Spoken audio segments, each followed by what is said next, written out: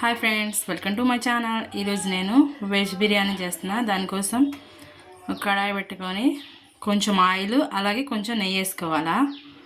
Oil వేడెక్కాక మసాలా దినుసులు వేసుకోవాలి.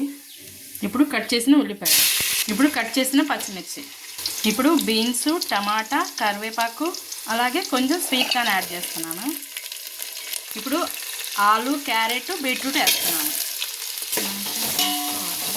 ఇప్పుడు దీంట్లోకి ఒక స్పూన్ సాల్ట్ అలాగే కొంచెం పసుపు మిక్స్ చేసుకోవాలి. ఇప్పుడు కొంచెం పుదీనా, కొత్తిమీర, ఒక స్పూన్ అల్లం వెల్లుల్లి పేస్ట్, కొంచెం కారం. కూరగాయలన్నీ మంచిగా కుక్ అయినాయి. ఇప్పుడు వాటర్ పోసుకుందాం. నేను గ్లాస్ బియ్యానికి గ్లాసున్నర వాటర్ పోసాను. ఈ వాటర్ బాగా తెరలాలి. ఇప్పుడే ఉప్పు సరిపోయిందో లేదో ఒకసారి చెక్ చేసుకొని వేసుకోవాలి.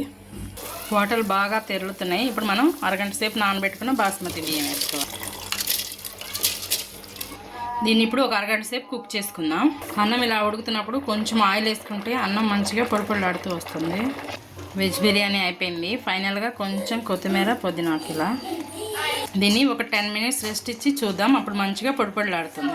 ఓకే, వేడి వెజ్ బిర్యానీ అయిపోయింది. ఈ రెసిపీ మీరు ట్రై చేసి ఎలా వచ్చిందో నాకు కామెంట్ చేసి చెప్పండి.